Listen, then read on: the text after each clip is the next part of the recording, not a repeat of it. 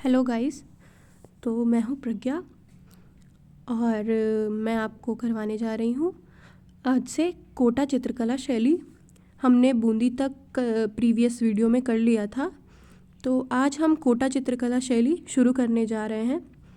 और ये वीडियो उन लोगों के लिए है जो लोग BFA CUET UG 2025 के लिए प्रिपरेशन कर रहे हैं। ये वीडियो उन्हीं लोग के लिए है और ये हम लोग शुरू करवा रहे हैं NCERT। तो चलिए आगे बढ़ते हैं और शुरू करते हैं। कोटा चित्रकला शैली। बूंदी की कुशल पारंपरिक चित्रकला ने राजस्थानी शैली की एक बहुत उत्कृष्ट शैली कोटा को उदित किया। मतलब यहाँ आप देख सकते हैं कि कोटा बूंदी से ही उदित हुआ है, मतलब बूंदी द्वारा ही उसका जन्म हुआ है। यह शैली शिकार के दृश्यों को चित्रित करने में उत्कृष्ट थी और पशुओं के शिकार के एक असाधारण उत्साह एवं जुनून को प्रकट करती है। तो कोटा शैली में आप ये देख सकते हैं कि सबसे ज़्यादा इसमें पशुओं के शिकार और जानवरों वगैरह इन सब का चित्रण ज़्यादा है, शिकार का दृश्य ये सब। और है आगे, बूंदी और कोटा 1625 ईस्वी तक एक ही राज्य थे। जहांगीर ने बूंदी साम्राज्य को विभाजित करके एक भाग राव रतन सिंह, बूंदी के भोज सिंह के पुत्र, मतलब जो ये राव रतन सिंह थे ये बूंदी के भोज सिंह के पुत्र थे। और राव रतन सिंह के जो पुत्र थे वो मधु सिंह थे। तो यानी यहाँ लिखा हुआ है, एक भाग राव रतन सिंह के पुत्र मधु सिंह को पुरस्कार स्वरूप दिया, जिसने दक्कन में जहांगीर के पुत्र शहजादे खुर्रम के विद्रोह के खिलाफ वीरता का परिचय दिया। तो आगे का देखते हैं। बूंदी से अलग होने पर जगत सिंह, जिनका शासनकाल 1658 से 83 तक रहा, के शासनकाल में 1660 में कोटा में अपनी अलग शैली की शुरुआत हुई। आरंभिक काल में बूंदी और कोटा शैली में अंतर नहीं किया जा सका, क्योंकि कुछ दशकों तक कोटा के चित्रकारों ने बूंदी की कला को ही गृहीत किया हुआ था। कुछ संरचना पूर्णतया बूंदी चित्रों से ही ली गई थी, परंतु मानव कीर्ति और वास्तुकला में इस प्रवृत्ति की गैर अनुरूपता की अतिशयोक्ति दिखाई देती है। कोटा चित्रकला शैली की प्रवृत्ति ने आने वाले दशकों में आश्चर्यजनक ढंग से अपनी विशिष्ट पहचान बनाई। और ये भी देखिए, ये शिकार का चित्र है कोटा शैली का, आप यहाँ पे ये देख सकते हो।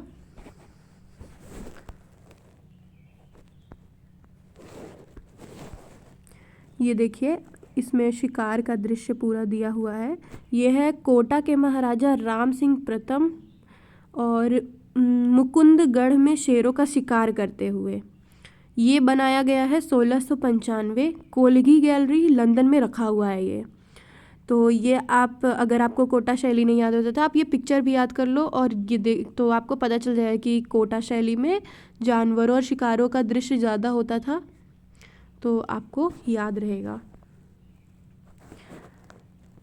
अब आगे देखते हैं। राम सिंह प्रथम, जिनका शासनकाल रहा है 1686 से 1708। तो राम सिंह प्रथम के समय तक कलाकारों ने पूर्ण मनोभाव से अपने विषयों की विविधता की सूची का स्तर बढ़ाया।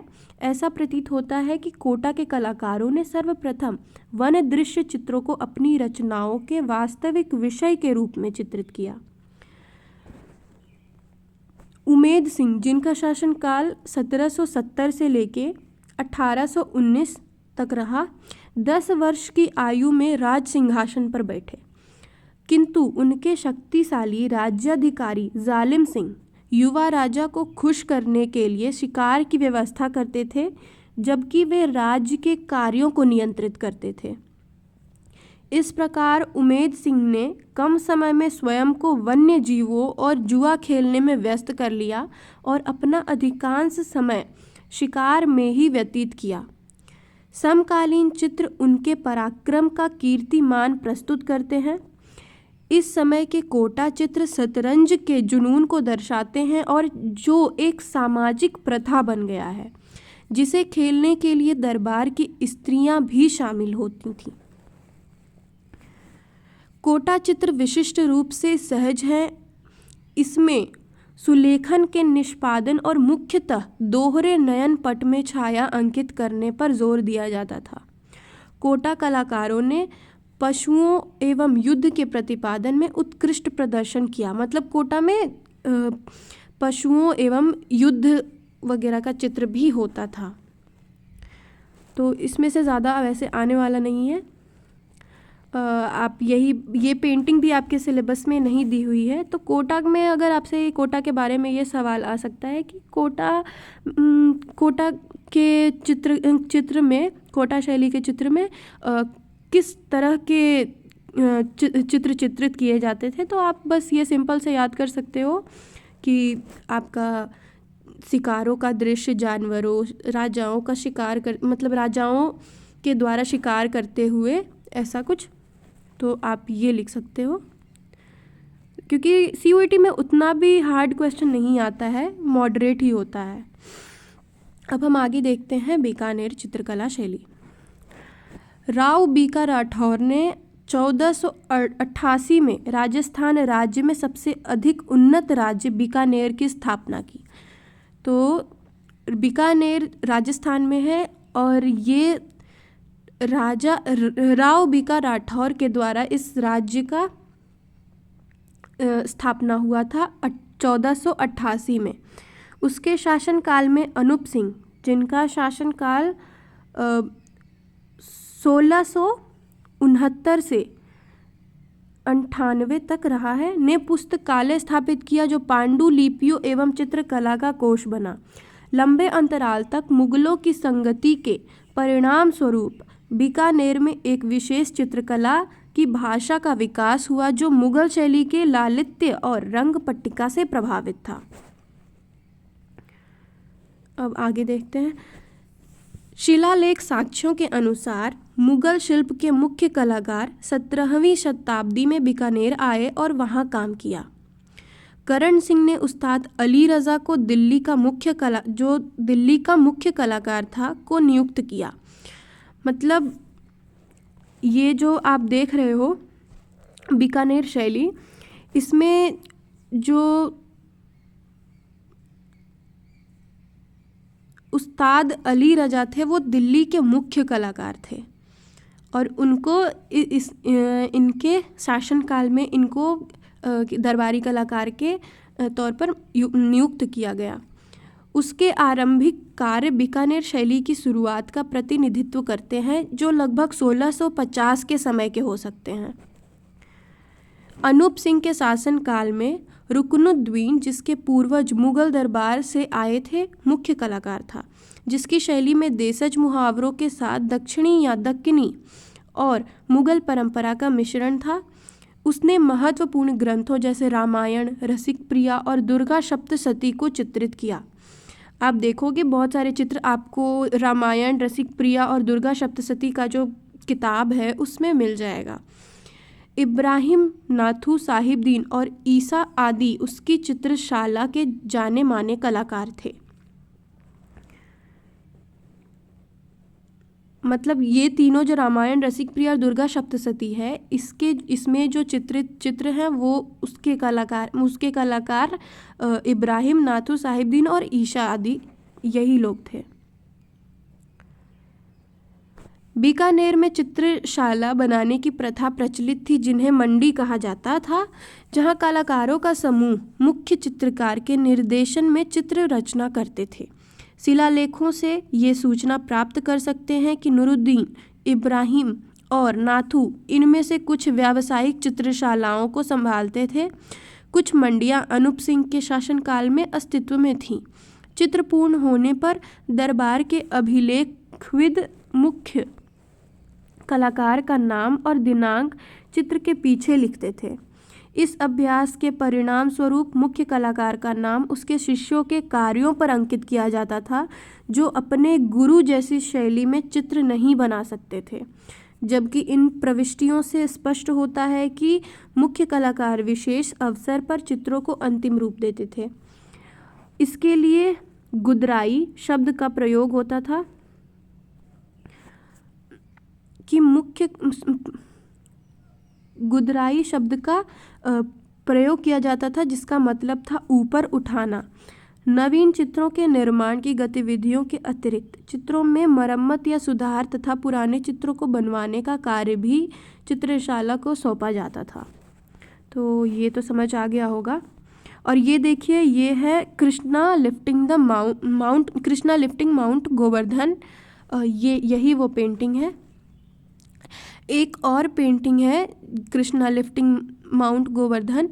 ये बहुत कम पूछा जाता है, शायद ये नहीं ही पूछा जाए। वो एक और पेंटिंग है जिसमें कृष्ण गोवर्धन पर्वत को उठाए हुए हैं। वो शायद नूरुद्दीन के द्वारा ही बनाया गया है। तो ये आप देखो, ये नहीं आएगा, वो दूसरी पेंटिंग है, तो आप वो भी देख सकते हो। लेकिन एनसीईआरटी में यही दी हुई है। इसमें है गोवर्धन पर्वत को उठाते हुए कृष्ण, शाहदीन द्वारा चित्रित, बीकानेर। और 1690 में इसको बनाया गया है और ब्रिटिश संग्रहालय लंदन में रखा हुआ है। तो आगे बढ़ते हैं। ये देखिए, एक पेंटिंग है गायों से घिरे कृष्ण बांसुरी बजाते हुए। ये बीकानेर शैली का 1777 में बनाया हुआ है। राष्ट्रीय संग्रहालय नई दिल्ली में रखी हुई है। अगर आप किसी भी सिलेबस में दिए हुए किसी भी पेंटिंग को आप अगर पढ़ते हो या देखते हो, तो आप उस पेंटिंग की पूरी डिटेलिंग आपको देखनी पड़ेगी और उसे लिखनी पड़ेगी। कि जैसे इस पिक्चर में आप देख सकते हो, कृष्ण कमल पे बैठे हैं और कमल किस तरह से बनाया हुआ है, क्या डिटेलिंग है, कितने गाय मतलब कितने पशु वहाँ हैं, नदी है। और फिर देख सकते हो आप बैकग्राउंड में कुछ पक्षियाँ मतलब उड़ रही हैं और उसके बाद कुछ घर बनाए हुए हैं, पीछे हाथी चल रहा है। तो ये सब आपको सारा डिटेलिंग देखना पड़ेगा उस पेंटिंग के बारे में, क्योंकि उससे भी सवाल पूछे जाते हैं। अब ठीक, तो आप जब भी नोट्स बनाओ, यहाँ पे आप ये छोटे छोटे चीज़ों को नोटिस करो। जैसे यहाँ 2 हंस है, मतलब एक हंस का जोड़ा है जो पानी से निकल रहा है और कुछ मतलब जो भी है वो कर रहा है। और फिर बैकग्राउंड में क्या है, एक भू जो है, मतलब वहाँ का जो धरा है वो मिट्टी का है। ऐसे कुछ में होते हैं कि हरा होता है, ऐसा पूरा घास वाला ग्राउंड दिखाया जाता है, पर इसमें वैसा नहीं है, इसमें डायरेक्ट मिट्टी ही है। और फिर ठीक है, तो आगे बढ़ते हैं। आप लोग नोट्स बनाने वक्त ये सब ज़रूर नोट कर लें, उस पेंटिंग की डिटेलिंग के ऊपर जाएं और उसे देखें अच्छे से और हर एक चीज़ को नोट करें। तो आगे बढ़ते हैं। बीकानेर शैली के कलाकार के छवि चित्रणों की प्रथा अद्वितीय है और उनमें से बहुत से चित्रण ऐसे हैं जिनमें उनकी वंशावली की जानकारी भी शामिल है। तो मतलब बीकानेर शैली में जो बहुत सारे चित्र हैं उसमें वंशावली मतलब वंश की शुरुआत से लेके आखिरी मतलब जनरेशन टू जनरेशन उन सब की वंशावली उसमें बनी हुई है। उसमें उन्हें उस्तास या उस्ताद कहते हैं। रुकनुद्दीन ने कोमल रंगों की तान से अति सुंदर चित्र बनाए। इब्राहिम के काम में धुंधले स्वप्नक जैसा गुण है। उनकी मानवा कृतियों में चेहरे सुंदरता के साथ सुडौल हैं। उनकी चित्रशाला बहुत उन्नत प्रतीत होती है। उनका नाम विभिन्न चित्रण संग्रहों में आता है, जैसे 12मासा, रागमाला और रसिक प्रिया। बही के हिसाब किताब, राजसी अभिलेख, दिन प्रतिदिन की दैनंदिनी और कई शिलालेखों ने बीकानेर चित्रों को सर्वश्रेष्ठ दस्तावेजों वाली चित्रकला शैली बना दिया। मारवाड़ी और कभी कभी फारसी अभिलेखों से कलाकारों के नाम, दिनांक, कुछ स्थानों पर, यहाँ तक कि निर्माण स्थल, अवसर जिसके लिए चित्र बनाए गए थे आदि का भी पता चलता है। अब नेक्स्ट हम पढ़ेंगे किशनगढ़ चित्रकला शैली। तो यहाँ आप देख रहे हो किशनगढ़ चित्रकला शैली में दिया हुआ है, व्यापक रूप से राजस्थान की सभी लघु चित्रकारियों में सबसे अधिक किशनगढ़ शैली के चित्र अपनी उत्कृष्ट सजावट और धनुषाकार भौहों से बने चेहरे, कमल की पंखुड़ी के समान हल्की गुलाबी रंग की आँखें, झुकी पलकें, एक सुगठित नुकीली नाक और पतले होंठ जैसे शैलीकृत विशेषताओं से अपनी विशिष्ट पहचान बनाती है। आप इसे अंडरलाइन कर दें, इससे क्वेश्चन आ चुका है कि किशनगढ़ शैली की विशेषता क्या है। तो आप ये विशेषता ही है इसकी कि उस किशनगढ़ चित्रकला के किशनगढ़ के टाइम के जो चित्र थे उसमें ऐसी बनावट थी हर एक मानवाकृति की, कि जैसे उसमें धनुष के समान जो उसके भौहें थे, कमल के पंखुड़ियों के समान हल्की गुलाबी रंग की आँखें थीं, झुकी पलकें थीं, एक सुगठित नुकीली नाक थी और पतले होंठ। अगर आपको इसका एग्जाम्पल चाहिए तो आप ये बनी ठनी राधा का देखें, आपको बिल्कुल पता चल जाएगा, आपको याद हो जाएगा ये चीज़। जोधपुर के राजा के पुत्रों में से एक पुत्र किशन सिंह ने 1609 ईस्वी में किशनगढ़ राज्य की स्थापना की थी। 17वीं शताब्दी के मध्य में मान सिंह, जिनका शासनकाल 1658 से 1706 रहा है, के संरक्षण में कलाकार पहले से ही किशनगढ़ दरबार में काम कर रहे थे। राज सिंह जिनका शासनकाल 1706 से 48 तक रहा है, के शासनकाल के दौरान 18वीं शताब्दी के प्रारंभ में राज्य में एक विशिष्ट शैली विकसित हुई, जिसमें लंबा मानवाकृति, प्रचुरता से हरे रंग का प्रयोग और मनोरम दृश्य चित्रों का चित्रण हुआ। वल्लभाचार्य के पुष्टि मार्ग में एक सिंह के आरंभिक प्रयास से कृष्ण लीला किशनगढ़ शासकों का पसंदीदा विषय बन गया और उनकी दरबारी कला के एक प्रमुख भाग का प्रतिनिधित्व किया। ये देखिए, यहाँ पर भी एक चित्र है, एक मंडप में कृष्ण और राधा। ये निहाल चंद के द्वारा बनाया गया है, किशनगढ़ शैली की है और 1750 में बनाया गया। ये इलाहाबाद संग्रहालय में रखा हुआ है। तो आप जैसे इसमें भी आप देखेंगे तो आपको सारा कुछ पता चल जाएगा। वैसे फ़ोटो इतनी क्लियर नहीं है, देख सकते हैं आप, इसमें नुकीली नाक है, धनुषाकार भौहें हैं। तो ये सब इस शैली की विशेषताएं हैं। निहाल चंद सावंत सिंह का सबसे मशहूर और उत्कृष्ट कलाकार था। निहाल चंद ने सावंत सिंह के लिए 1735 से 57 तक कार्य किया और सावंत सिंह की कविताओं पर चित्र संयोजित किए, जो मुख्यतः दिव्य युगल राधा कृष्ण पर बने थे। इन्हें दरबारी परिवेश में प्रायः विशाल मनोरम परिदृश्य में छोटी आकृतियों के रूप में बारीकी से चित्रित किया गया था। किशनगढ़ कलाकारों ने सुस्पष्ट रंगों द्वारा दृश्यों के चित्रण को उजागर किया। अब देखते हैं हम जोधपुर शैली। 16वीं शताब्दी में मुगलों की राजनैतिक उपस्थिति से उनकी सौंदर्यात्मक दृष्टि का प्रभाव छवि चित्रण एवं दरबारी दृश्य चित्रों आदि पर नजर आता है। हालांकि स्वदेशी लोक शैली संस्कृति इतनी व्यापक और गहरी पैठ लिए हुई थी कि उसका प्रभाव हावी नहीं होने दिया और अधिकांश संग्रहित चित्रों में प्रचलित रही। रागमाला पाली में चित्रित एक आरंभिक चित्र संग्रह है, जो कलाकार वीर जी द्वारा 1623 में चित्रित किया गया था। इन चित्रों की रचना की शुरुआत 17वीं शताब्दी के मध्य में महाराजा जसवंत सिंह, जिनका शासनकाल 1638 से 78 के काल में हुई थी। छवि चित्रण एवं दरबारी जीवन को प्रदर्शित करने वाले दस्तावेजी चित्रों की प्रथा इन्हीं के संरक्षण में लगभग 1640 में शुरू हुई थी और उसका 19वीं शताब्दी में छाया चित्रों के आगमन तक एकमात्र विशिष्ट एकाधिकार रहा। तब यह चित्रों के अभिलेख वृत्तांत का पर्याय बन गया। जसवंत सिंह ने अनेक छवि चित्र जसवंत सिंह के अनेक छवि चित्र मिलते हैं। श्रीनाथ जी के वल्लभ पंथ की ओर व्यक्तिगत झुकाव होने के कारण उन्होंने कृष्ण से संबंधित विषयों को भागवत पुराण के साथ विशिष्ट रूप में संरक्षित किया है।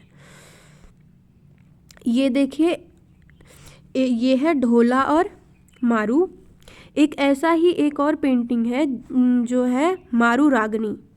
तो आप पेंटिंग्स को अच्छे से देखें, कंफ्यूज ना हो। उस पे भी राजा और अपनी रानी के साथ ऐसे ही ऊँट पे चल रहा है और इसी तरह से वो उसे देख भी रहा है। तो ये है, देखिए, ढोला और मारू।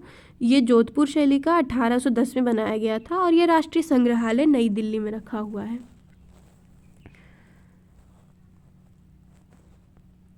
तो आगे बढ़ते हैं। उनका उत्तराधिकारी अजीत सिंह 1679 से 1724 औरंगजेब के साथ 25 वर्षों के युद्ध के बाद राजा बना, जो कि प्रसिद्ध योद्धा वीर दुर्गादास राठौर द्वारा लड़ा गया था। अजीत सिंह ने सफलतापूर्वक मेवाड़ को पुनः अपने अधिकार में किया। अजीत सिंह के काल में दुर्गादास और उसकी बहादुरी को कविताओं और दरबारी चित्रकला में प्रसिद्धि प्राप्त हुई। दुर्गादास के घुड़सवारी के छवि चित्र बहुत प्रसिद्ध हुए। जोधपुर चित्रकला के अंतिम चरण की रचनात्मक मान सिंह, जिनका शासनकाल 1803 से 43 तक था, के शासनकाल में मेल खाती है। उसके समय के महत्वपूर्ण चित्र संग्रह रामायण 1804, ढोला मारू पंचतंत्र 1804 और विष्णु पुराण में है। रामायण चित्र बहुत रुचिकर है क्योंकि कलाकार ने अपनी समझ के अनुसार जोधपुर को राम की अयोध्या के रूप में प्रस्तुत किया है। इसलिए बाजार, गलियां, प्रवेश द्वार आदि उस समय के जोधपुर का आभास कराते हैं। वास्तव में सभी चित्रकला शैलियों में स्थानीय वास्तुकला, पहनावा और सांस्कृतिक पहलू कृष्ण, राम और अन्य कहानियों से एक दूसरे से जुड़े हुए हैं और चित्रों में प्रदर्शित हुए हैं। मान सिंह नाथ संप्रदाय के अनुयायी थे और उनकी चित्रकला में नाथ गुरुओं के साथ चित्र मिलते हैं। नाथ चरित्र 1824 के एक समुच्चय को भी चित्रित किया गया है। 19वीं शताब्दी तक मेवाड़ चित्रों के पीछे लिखे वर्णन में चित्र के विषय में बहुत अधिक जानकारी नहीं मिलती। यदाकदा तिथियां अंकित हुई हैं और बहुत कम कलाकारों के नाम और चित्रों के स्थान के बारे में जानकारी मिलती है। अब देखेंगे जयपुर शैली।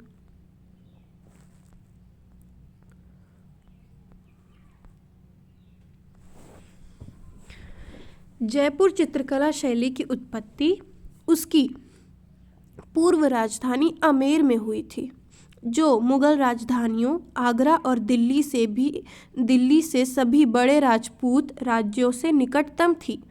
शुरुआती समय से ही जयपुर के शासकों ने मुगल सम्राटों के साथ सौहार्दपूर्ण संबंध बनाए रखे, जिन्होंने आमेर में कलात्मकता को बहुत प्रभावित किया।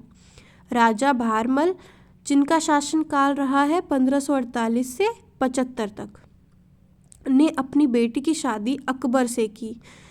उनके पुत्र भागवंत दास, जिनका शासनकाल 1575 से 92 तक है, अकबर के घनिष्ठ मित्र थे और उनके बेटे मान सिंह अकबर के सबसे विश्वसनीय सैन्य प्रमुख थे। एक प्रभावशाली शासक सवाई जय सिंह 1699 से 1743 ने 1727 में अपने नाम पर एक नई राजधानी जयपुर की स्थापना की और आमेर से स्थानांतरित हो गए। उनके शासनकाल में जयपुर चित्रकला शैली संपन्न हुई और एक नामांकित स्वतंत्र शैली के रूप में उभरी। दरबारी दस्तावेजों से पता चलता है कि कुछ मुगल कलाकारों को अपनी चित्रशाला का हिस्सा बनाने के लिए दिल्ली से लाया गया। वे वैष्णव संप्रदाय के प्रति आकर्षित हुए और राधा कृष्ण विषय पर अनेक चित्रों का निर्माण करवाया। रसिक प्रिया, गीत गोविंद, बारामासा और रागमाला पर आधारित चित्रों के संग्रह उनके शासनकाल के दौरान कलाकारों ने बनाए। इनमें आश्चर्यजनक ढंग से नायक की आकृति शासक से मिलती जुलती है। छवि चित्रण भी उनके समय में बहुत लोकप्रिय था और एक निपुण चित्रकार साहिब राम उनकी चित्रशाला का हिस्सा था। मोहम्मद शाह एक और अन्य कलाकार था। यहाँ पे देख सकते हो एक पेंटिंग है, ये गोधूली का समय है जयपुर शैली से, और ये आपको बनाया गया है 1780 में, और ये राष्ट्रीय संग्रहालय नई दिल्ली में रखा हुआ है।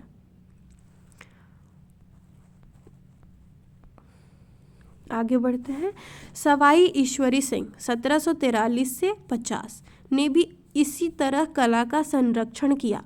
धार्मिक एवं साहित्यिक ग्रंथों के अतिरिक्त उन्होंने अपने अवकाश के क्षणों को भी चित्रित किया, जैसे कि हाथी की सवारी, सूअर एवं बाघ का शिकार, हाथी के झगड़े आदि।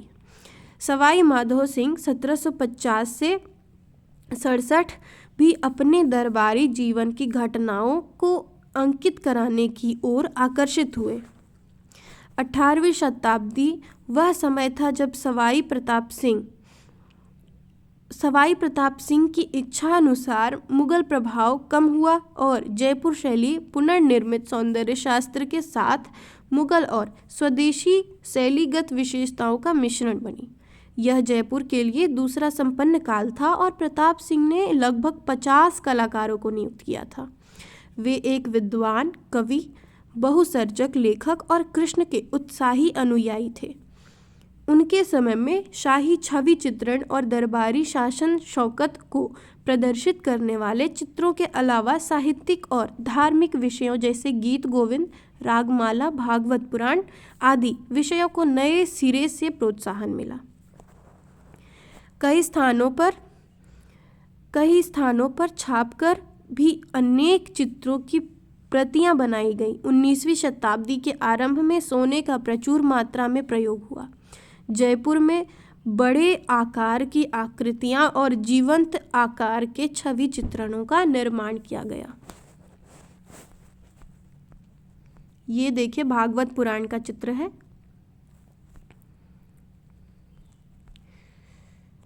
मध्ययुगीन काल में भागवत पुराण के भगवान कृष्ण के जीवन और उनकी लीलाओं के विभिन्न दृश्यों को दर्शाते चित्र कलाकारों के लोकप्रिय विषय रहे हैं।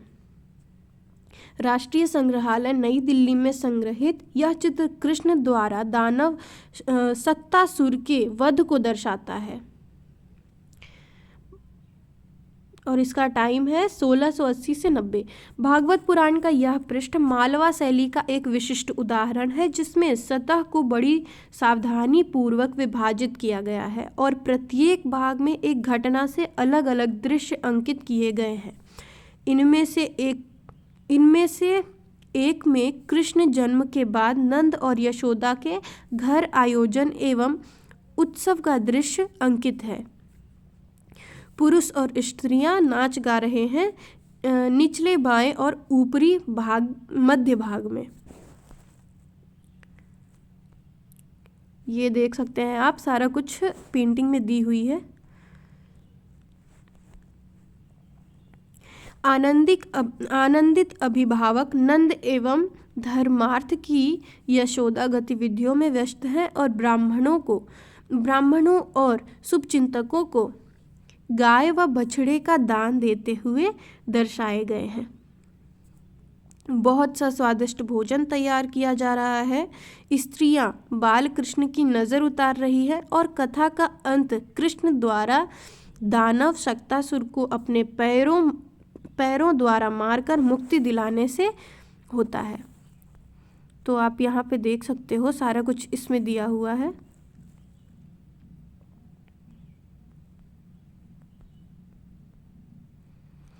अब देखते हैं ये मारू रागनी, आपको जैसा मैंने बताया था, यह ढोला मारू के जैसा ही है, तो कन्फ्यूजन ना क्रिएट हो तो आप अच्छे से देख लो इसको। मेवाड़ के रागमाला चित्रों का संग्रह विशेष रूप से बहुत महत्वपूर्ण है। इनमें से एक चित्रण में इसके कलाकार, संरक्षक, स्थान और चित्र की दिनांक के बारे में निर्णायक दस्तावेज साक्ष्य दिए गए हैं। मारू रागिणी इसी संग्रह में से एक है जो राष्ट्रीय संग्रहालय नई दिल्ली में संग्रहित है। चित्र पर पाए गए अभिलेख का प्रारंभिक हिस्सा मारू रागिणी का प्रतिनिधित्व करते हुए मारू को राग श्री की रागिणी के रूप में वर्गीकृत करता है और उनकी शारीरिक सुंदरता और उनके प्रिय पर इसके प्रभाव का वर्णन करता है। यह अलग भाग है जो पढ़कर मनोरंजक लगता है। संवत 1685 वर्षे असोवद नौ राणा श्री जगत सिंह राजेन उदयपुर मध्ये लिखितम चितारा साहिबदीन बचनहारा ने राम राम। ये देखिए आपको राजस्थानी भाषा में लिखा हुआ है। ये जो आपका मैंने पढ़ा संवत 1685 वर्षे असोवद नौ राणा श्री जगत सिंह राजेन उदयपुर मध्य लिखितम चितारा साहिबदीन बचनहारा ने राम राम, ये देखिए ऊपर लिखा हुआ है। ये जो पेंटिंग है इसके ऊपर यही लिखा हुआ है। संवत 1685 वास्तव में 1628 ईस्वी है और साहिबदीन को चितारा कहा गया है, जिसका अर्थ है वह जो चित्रित करता है, और चित्रण कार्य को लिखितम कहा गया है, जिसका अनुवाद है लिखा हुआ, क्योंकि कलाकार का लक्ष्य चित्र में लिखे पद्य से समतुल्य चित्र प्रस्तुत करना है। मारू को राग सहचरी के रूप में जाना जाता है क्योंकि क्षेत्र के लोकगीतों और मौखिक परंपरा में ढोला मारू गीत कथा की लोकप्रियता गहरी पैठ बनाए हुए है। यह डोला नाम के एक राजकुमार और राजकुमारी मारू की कहानी है, जिन्हें एक साथ होने के लिए कई संघर्षों से गुजरना पड़ा। कहानी का आधार परीक्षण और पीड़ा, अमंगलकारी रिश्तेदार, युद्ध, दुखद दुर्घटनाएं हैं। चित्र में उन्हें ऊंट पर बैठकर भागते हुए दर्शाया गया है।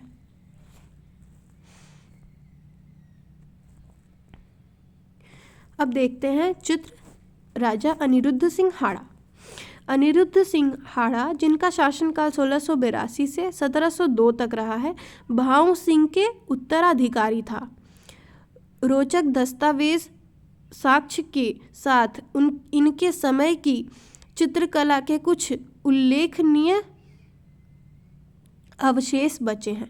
1680 ईस्वी में कलाकार तुलसी राम द्वारा चित्रित अश्वारोही अनिरुद्ध का चित्र कुछ चर्चित है।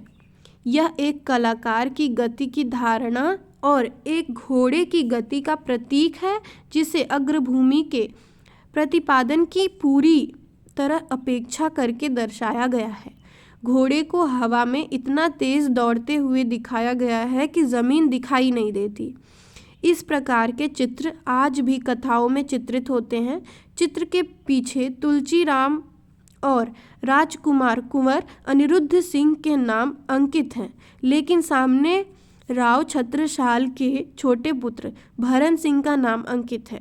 कुछ विद्वानों का मानना है कि यह चित्र भरत सिंह का प्रतिनिधित्व करता है, जबकि ज़्यादातर लोगों की राय है कि यह सिंहासन पर बैठने से पहले युवा अनिरुद्ध सिंह को दर्शाता है।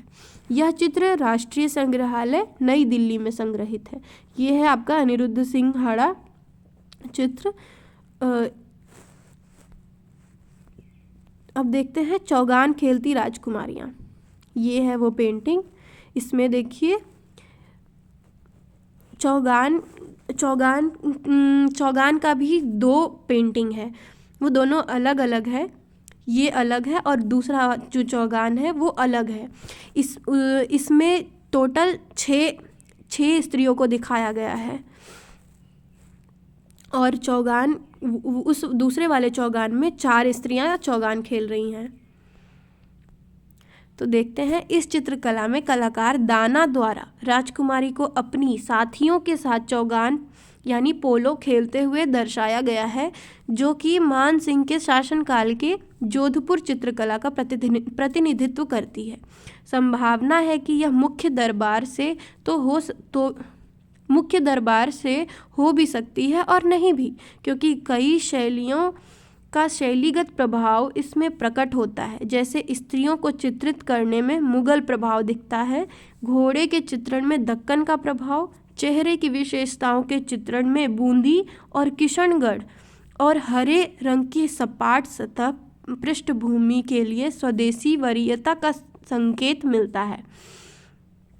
चित्र के ऊपरी हिस्से में एक पंक्ति लिखी है जिसका अनुवाद इस प्रकार है: घोड़े पर सवार युवतियों का खेल। यह चित्रकला 1810 में बनाई गई थी और राष्ट्रीय संग्रहालय नई दिल्ली में संग्रहित है।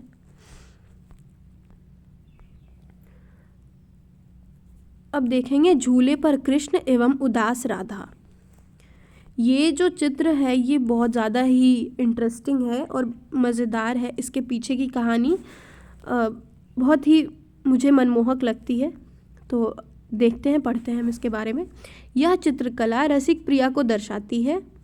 इसमें कलाकार का नाम और तारीख अंकित है। 1683 ईस्वी में कलाकार नूरुद्दीन द्वारा इसे चित्रित किया गया, जिन्होंने बीकानेर द्वारा 1774 से 1698 तक कार्य किया। यह चित्र वास्तुकला और दृश्य चित्रण के तत्वों के न्यूनतम और सांकेतिक प्रतिनिधित्व के साथ एक युद्ध और सरल रचना प्रस्तुत करता है।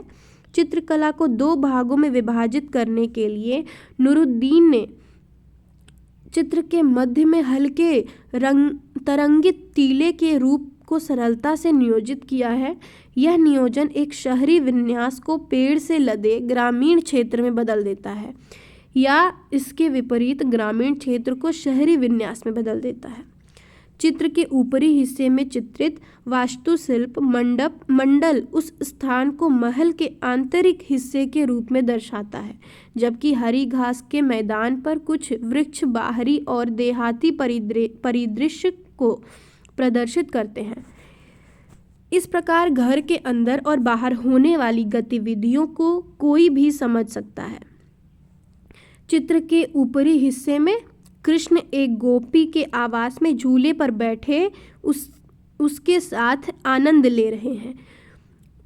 उनके विनोद स्थल के बारे में जानने पर रूठी हुई राधा दुखी होकर ग्रामीण बस्ती से दूर एक वृक्ष के नीचे अकेले बैठ जाती है।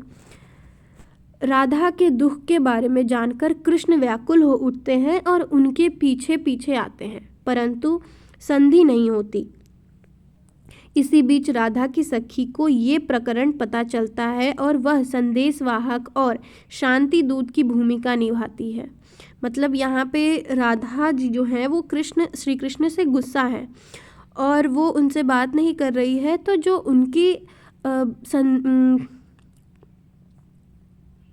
उनकी जो सखी है वो एक दूसरे के मैसेज को, मतलब कृष्ण के मैसेज को वो राधा तक पहुंचा रही हैं और राधा के मैसेज को कृष्ण तक। वह कृष्ण के पास आती हैं और उन्हें राधा के दुख और दुर्दशा के बारे में बताती हैं और उनसे राधा को मनाने के लिए प्रार्थना करती है। यह चित्र राष्ट्रीय संग्रहालय नई दिल्ली में संग्रहित है।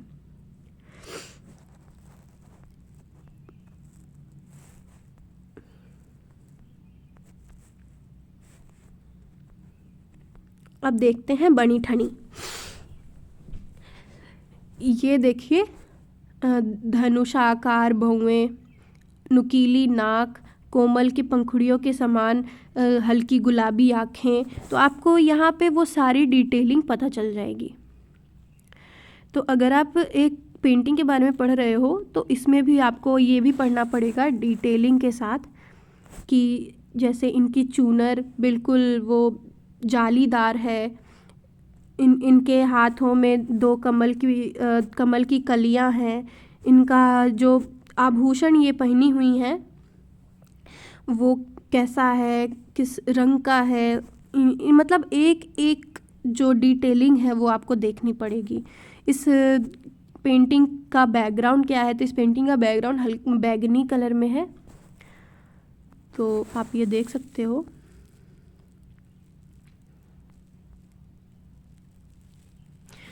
बनी ठनी।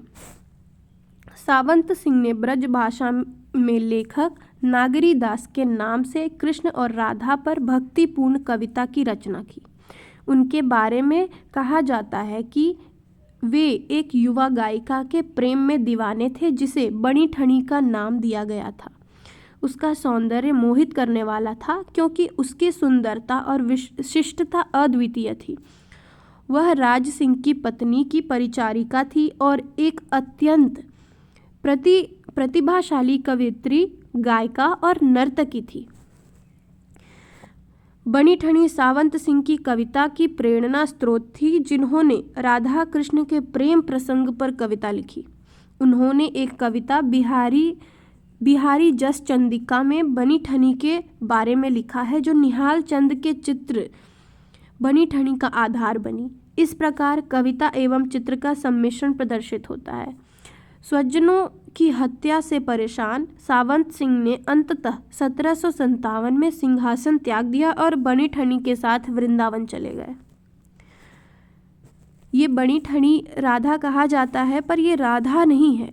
ये मतलब ये जो पेंटिंग है, इसमें सावंत सिंह को कृष्ण के रूप में देखा गया है।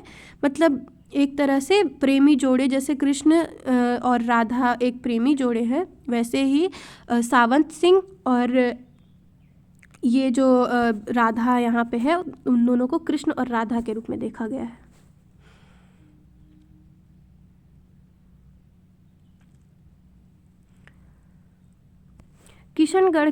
किशनगढ़ के अतिरंजित चेहरे का प्रकार, जो किशनगढ़ शैली की विशिष्टता और प्रमुख शैलीगत पहचान माना जाता है कि यह बनी ठनी के आकर्षक तेज चेहरे की विशेषताओं से लिया गया है।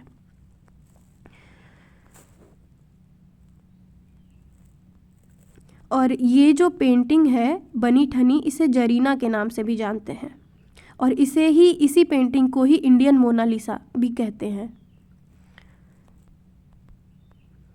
निहाल चंद को किशनगढ़ की अति सुंदर एवं विशिष्ट मुख्य कीर्ति का रूप बदलने का श्रेय दिया जाता है, जो सावंत सिंह और बनी ठनी की आकृतियों में राधा और कृष्ण के रूप में नयनाभिराम दृश्यों में शानदार रंगों से चित्रित हुआ। राधा के रूप में बनी ठनी चित्र में राधा का चेहरा, उसकी घुमावदार आँखों, भौहों से अभिरंजित मेहराव, तीक्ष्ण नाक, गालों पर सर्पित लहरदार केश, पतले होंठ और स्पष्ट ठोड़ी अद्वितीय है। यह विशेष चित्र राष्ट्रीय संग्रहालय नई दिल्ली में संग्रहित है। अब देखते हैं चित्रकूट में राम और उनके परिवार का मिलन। ये चित्र गुमान द्वारा बनाया गया है। गुमान द्वारा चित्रित रामायण 1740 से 50 के मध्य चित्रित कथा की निरंतरता को चित्रित करने का उत्कृष्ट उदाहरण है। साधारण से दिखने वाली झोपड़ी, पर्णकुटी, जिसे आधारभूत सामग्री जैसे मिट्टी, लकड़ी और हरे पत्तों से पहाड़ी तलहटी के जंगलों में वृक्षों से घिरे ग्रामीण दृश्य के रूप में स्थापित किया गया है, जहाँ रामायण का यह प्रसंग घटित हुआ था। कलाकार गुमान ने बाएं से कथा शुरू करते हुए इसे दाईं ओर समाप्त किया है। मतलब ये जो पेंटिंग जब बनाई गई थी, ये इसमें वो दिखा रहा है जब राजा दशरथ का निधन होता है, उसके बाद जब तीनों माताएं, जब श्री राम और माता सीता सबसे मिलने आती हैं और उन्हें वो संदेश देने आती हैं, उस वक्त का ये चित्र है। आप यहाँ पे देख सकते हो कि इधर श्री कृष्ण गिरे हुए हैं, मतलब बिल्कुल गिर गए हैं, क्योंकि वो राजा दशरथ के निधन का जो समाचार सुनते हैं वो उससे बहुत ही शोकित हो जाते हैं, मतलब बहुत ही शोक में चले जाते हैं। उनको एक झटका लगता है और वो गिर पड़ते हैं ज़मीन पर। तो ये उसी वक्त का है और एक तरह वो लेटे हुए हैं, वो प्रणाम कर रहे हैं ऋषियों को। अभी आगे ये सारा कुछ हम पढ़ेंगे। रामायण के अनुसार जब राम को वनवास भेजा गया तब भरत वहाँ उपस्थित नहीं थे। दशरथ के निधन के पश्चात दुख के उबरने और पश्चाताप में डूबते भरत अपनी तीनों माताओं, ऋषि वशिष्ठ और दरबारियों के साथ राम को मनाने के लिए उनसे मिलने जाते हैं।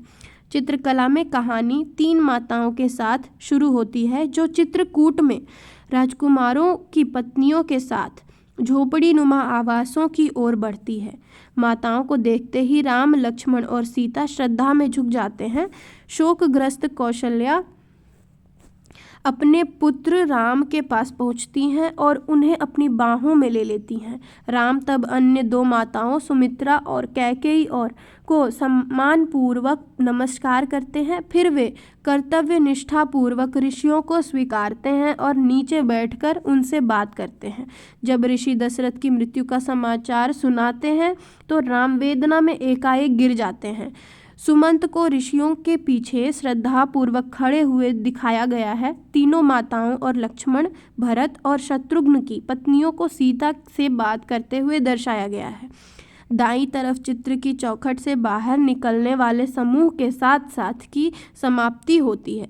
चित्र में कथा के हर पात्र को अंकित किया गया है। यह चित्र राष्ट्रीय संग्रहालय नई दिल्ली में रखी हुई है। तो आज आपका यहाँ पे ख़त्म होता है पूरा राजस्थानी चित्रकला शैली जो थी आपकी, ये यहाँ पे पूरा ख़त्म होता है। और मैं आपको पढ़ाऊँगी जितने भी इसमें मैं अभी डिटेल में नहीं गई हूँ पेंटिंग्स के, पर एनसीईआरटी ख़त्म होने के बाद मैं आपको एक एक डिटेलिंग के साथ इस पूरे सिलेबस को कवर करवाऊंगी। पहले हम एनसीईआरटी से चलेंगे क्योंकि एनसीईआरटी सबसे ज़्यादा इम्पॉर्टेंट है। एनसीईआरटी से इम्पॉर्टेंट कुछ है ही नहीं। तो पहले हम एनसीईआरटी ख़त्म करेंगे। तो आज आपका फर्स्ट चैप्टर यहीं पे ख़त्म होता है। तो मिलते हैं अब अगली लेक्चर के साथ। और अगर आप भी पढ़ना चाहते हो पूरा तो मेरे चैनल को सब्सक्राइब करें। और आपको कोई भी डाउट हो तो आप नीचे कमेंट सेक्शन में कमेंट कर सकते हो। तो चलते हैं, ठीक है, बाय बाय। ख्याल रखें अपना, पढ़ते रहें और अच्छे से तैयारी करते रहें। Best of luck. चलते हैं, बाय बाय।